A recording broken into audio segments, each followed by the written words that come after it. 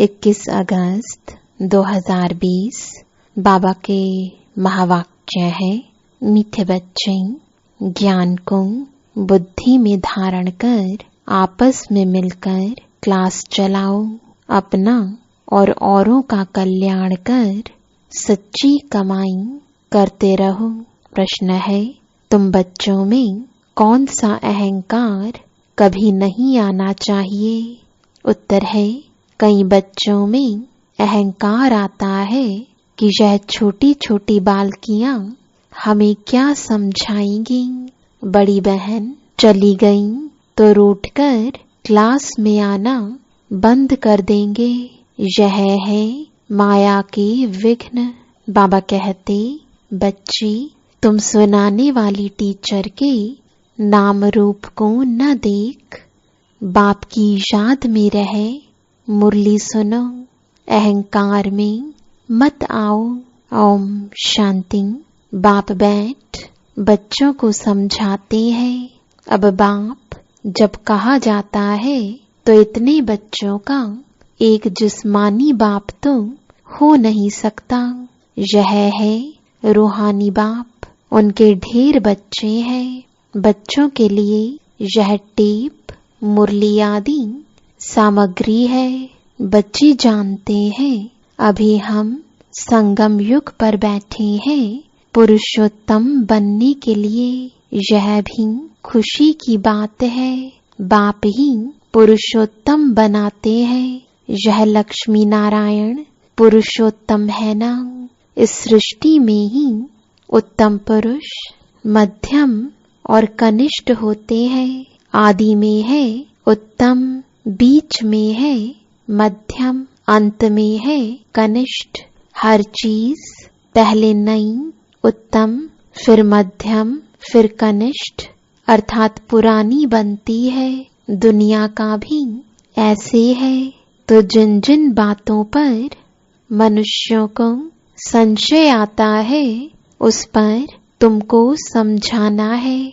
बहुत करके ब्रह्मा के लिए ही कहते हैं कि इनको क्यों बिठाया है, तो उनको झाड़ के चित्र पर ले आना चाहिए। देखो, नीचे भी तपस्या कर रहे हैं और ऊपर में एकदम अंत में बहुत जन्मों के अंत के जन्म में खड़े हैं। बाप कहते हैं, मैं इनमें प्रवेश करता हूँ। यह बातें समझाने वाला बड़ा अक्लमंद चाहिए। एक भी बेअक्ल निकलता है तो सभी बीके का नाम बदनाम हो जाता है। पूरा समझाना आता नहीं है।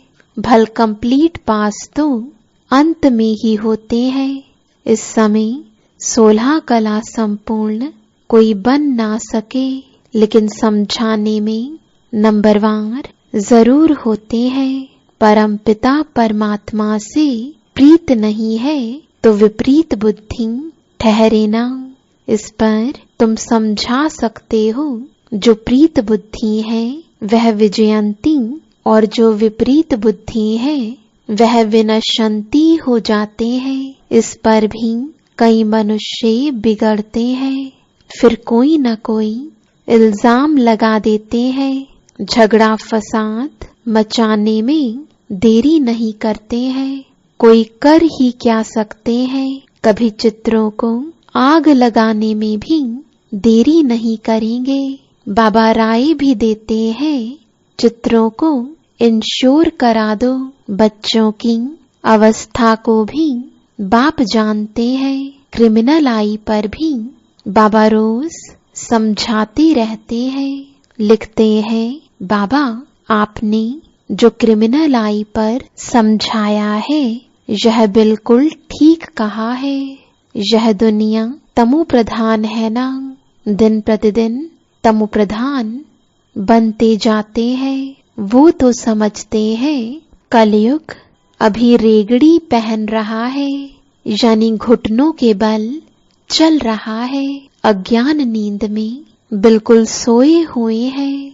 कभी कभी कहते भी हैं यह महाभारत लड़ाई का समय है तो जरूर भगवान कोई रूप में होगा। रूप तो बताते नहीं, उनको जरूर किसमें प्रवेश होना है। भाग्यशाली रथ गाया जाता है, रथ तो आत्मा का अपना होगा ना, उसमें आकर प्रवेश करेंगे। उनको कहा जाता है भाग्यशाली रथ। बाकी वह जन्म नहीं लेते हैं, इनके ही बाजू में बैठ ज्ञान देते हैं। कितना अच्छी रीति समझाया जाता है। त्रिमूर्ति चित्र भी है।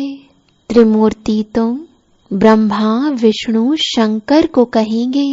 जरूर यह कुछ करके गए हैं, जो फिर रास्तों पर मकान पर भी त्रिमूर्ति नाम रखा है। जैसे इस रोड को सुभाष मार्ग नाम दिया है। सुभाष की हिस्ट्री तो सब जानते हैं, उन्हों के पीछे बैठ हिस्ट्री लिखते हैं, फिर उनको बनाकर बड़ा कर देते हैं। कितनी भी बड़ाई बैठ लिखे, जैसे गुरु नानक का पुस्तक कितना बड़ा बनाया है, इतना उसने तो लिखा नहीं है। ज्ञान के बदले भक्ति की बातें बैठ लिखी है। यह चित्र आदि तो बनाए जाते हैं समझाने के लिए। यह तो जानते हैं इन आँखों से जो कुछ दिखाई पड़ता है, यह सब भस्म हो जाना है। बाकी आत्मा तो यहाँ रह ना सके, जरूर घर चली जाएगी। ऐसी ऐसी बातें कोई सबकी बुद्धि में बैठती थोड़े ही है। अगर धारणा होती है तो क्लास क्यों नहीं चलाते। 7-8 वर्ष में ऐसा कोई तैयार नहीं होता जो क्लास चला सके। बहुत जगह ऐसे चलाते भी हैं, फिर भी समझते हैं माताओं का मर्तबा ऊंच है। चित्र तो बहुत है, फिर मुरली धारण कर उस पर थोड़ा समझाते हैं। यह तो कोई भी कर सकते हैं, बहुत सहज है। फिर पता नहीं क्यों ब्राह्मणी की मांगनी करते हैं। ब्राह्मणी कहाँ गई तो बस रूठ कर बैठ जाते हैं। क्लास में नहीं आते, आपस में खिटपिट हो जाती है। मुरली तो कोई भी बैठ सुना सकते हैं ना, कहेंगे फुर्सत नहीं। यह तो अपना भी कल्याण करना है, तो औरों का भी कल्याण करना है। बहुत भारी कमाई है, सच्ची कमाई करानी है, जो मनुष्यों का हीरे जैसा जीवन बन जाए। स्वर्ग में सब जाएंगे ना, वहां सदैव सुखी रहते हैं। ऐसे नहीं प्रजा की आयु कम होती है, नहीं प्रजा की भी आयु बड़ी होती है। वह है ही अमरलोक। बाकी पद कम जास्ती होते हैं, तो कोई भी टॉपिक पर क्लास कराना चाहिए। ऐसे क्यों कहते हैं अच्छी ब्राह्मणी चाहिए। आपस में क्लास चला सकते हैं, रड़ी नहीं मारनी चाहिए। कोई कोई को अहंकार आ जाता है। यह छोटी छोटी बालकियां क्या समझाएंगी। माया के विघ्न भी बहुत आते हैं, बुद्धि में नहीं बैठता। बाबा तो रोज समझाते रहते हैं, शिव बाबा तो टॉपिक पर नहीं समझाएंगे ना। वह तो सागर है, उछले मारते रहेंगे। कभी बच्चों को समझाते, कभी बाहर वालों के लिए समझाते। मुरली तो सबको मिलती है, अक्षर नहीं जानते हैं तो सीखना चाहिए ना।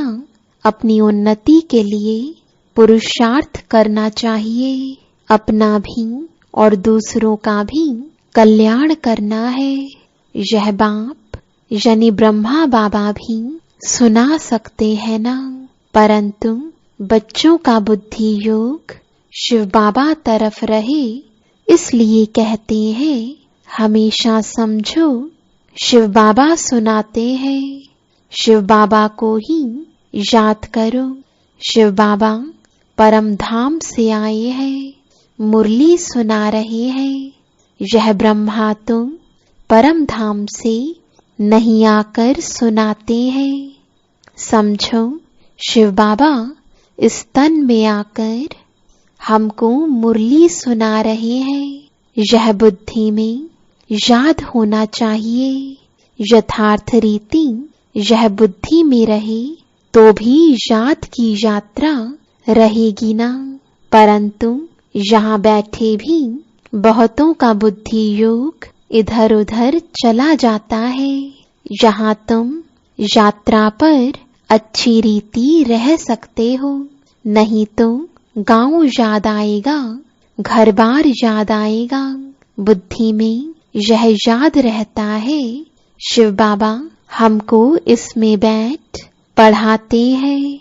हम शिव बाबा की याद में मुरली सुन रहे थे, फिर बुद्धि योग कहाँ भाग गया।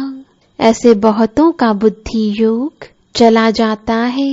यहाँ तुम यात्रा पर अच्छी रीति रह सकते हो, समझते हो शिव बाबा परम धाम से आए हैं। बाहर गावड़ों आदि में रहने से यह ख्याल नहीं रहता है। कोई कोई समझते हैं शिव बाबा की मुरली इन कानों से सुन रहे हैं, फिर सुनाने वाले का नाम रूप याद ना रहे। यह ज्ञान सारा अंदर का है। अंदर में ख्याल रहे शिव बाबा की मुरली हम सुनते हैं। ऐसे नहीं फलानी बहन सुना रही है, शिव बाबा की मुरली सुन रहे हैं। यह भी याद में रहने की युक्तियां हैं। ऐसे नहीं कि जितना समय हम मुरली सुनते हैं याद में है। नहीं, बाबा कहते हैं बहुतों की बुद्धि कहाँ कहाँ बाहर में चली जाती है। खेती बाड़ी आदि याद आती रहेगी। बुद्धि योग कहाँ बाहर भटकना नहीं चाहिए। शिव बाबा को याद करने में कोई तकलीफ थोड़े ही है, परंतु माया याद करने नहीं देती है। सारा समय शिव बाबा की याद रह नहीं सकती, और ख्यालात आ जाते हैं। नंबरवार पुरुषार्थ अनुसार है ना। जो बहुत नजदीक वाले होंगे उनकी बुद्धि में अच्छी रीति बैठेगा। सब थोड़े ही 8 की माला में आ सकेंगे। ज्ञान, योग, दैवी गुण यह सब अपने में देखना है। हमारे में कोई अवगुण तो नहीं है। माया के वश कोई विकर्म तो नहीं होता है। कोई कोई बहुत लालची बन जाते हैं। लालच का भी भूत होता है। तो माया की प्रवेशता ऐसी होती है जो भूख भूख करते रहते हैं। खाऊं खाऊं पेट में बलाऊं। कोई में खाने की बहुत आसक्ति होती है। खाना भी कायदे अनुसार होना चाहिए। ढेर बच्चे हैं, अब बहुत बच्चे बनने वाले हैं। कितने ब्राह्मण ब्राह्मणियां बनेंगे। बच्चों को भी कहता हूँ तुम ब्राह्मण बन बैठो। माताओं को आगे रखा जाता है। शिव शक्ति भारत माताओं की जय।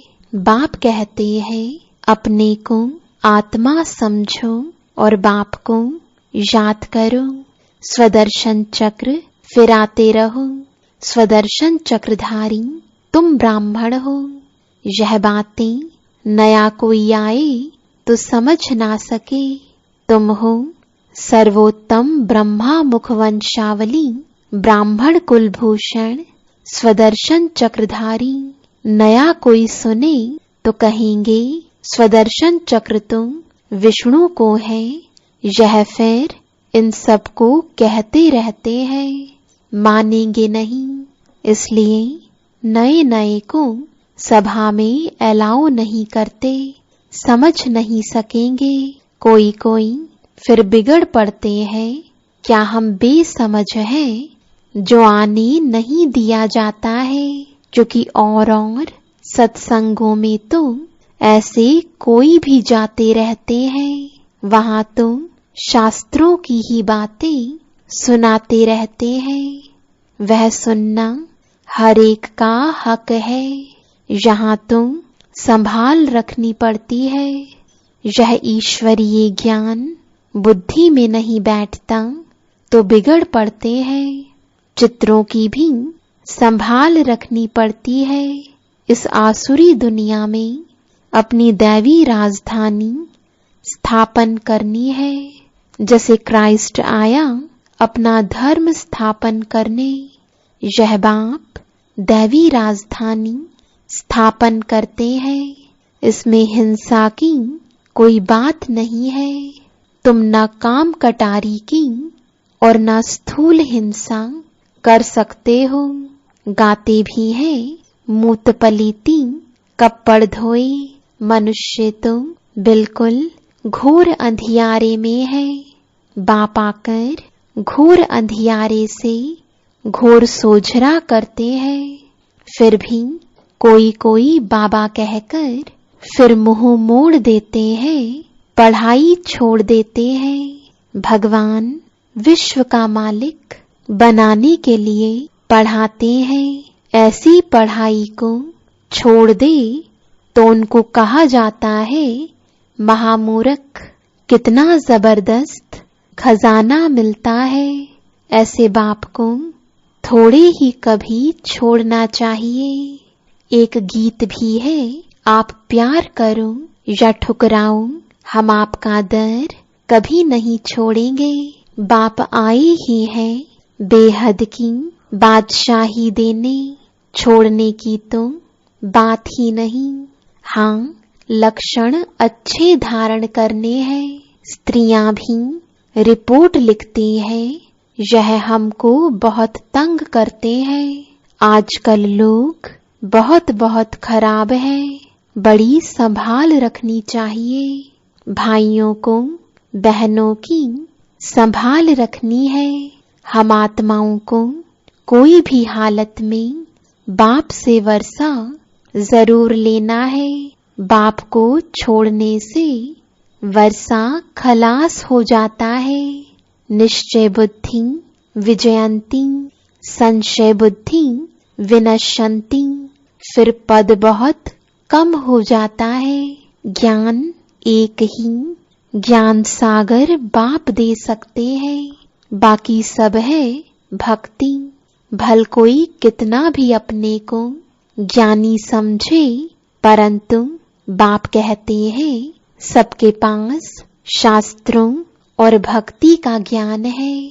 सच्चा ज्ञान किसको कहा जाता है, यह भी मनुष्य नहीं जानते हैं। अच्छा, मीठे मीठे सिकिलदे बच्चों प्रति माता पिता बाप दादा का याद प्यार और गुड मॉर्निंग। रूहानी बाप की रूहानी बच्चों को नमस्ते। रूहानी बच्चों की रूहानी बाप दादा को गुड मॉर्निंग और नमस्ते। धारणा के लिए मुख्य सार है। पहला, ध्यान रखना है कि मुरली सुनते समय बुद्धि योग बाहर भटकता तो नहीं है। सदा स्मृति रहे कि हम शिव बाबा के महावाक्य सुन रहे हैं। यह भी याद की यात्रा है। दूसरा, अपने आप को देखना है कि हमारे में ज्ञान योग और दैवी गुण है। लालच का भूत तो नहीं है। माया के वश कोई विकर्म तो नहीं होता है। वरदान है दिव्य बुद्धि की लिफ्ट द्वारा तीनों लोकों का सैर करने वाले सहज योगी भव। संगम युग पर सभी बच्चों को दिव्य बुद्धि की लिफ्ट मिलती है। इस वंडरफुल लिफ्ट द्वारा तीनों लोकों में जहां चाहो वहां पहुंच सकते हो। सिर्फ स्मृति का स्विच ऑन करो तो सेकंड में पहुंच जाएंगे और जितना समय जिस लोक का अनुभव करना चाहो उतना समय वहां स्थित रह सकते हो।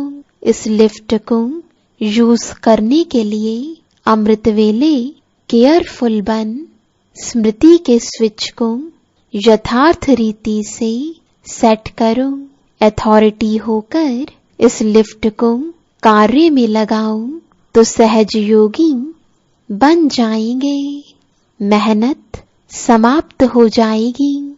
स्लोगन है, मन को सदा मौज में रखना यही जीवन जीने की कला है।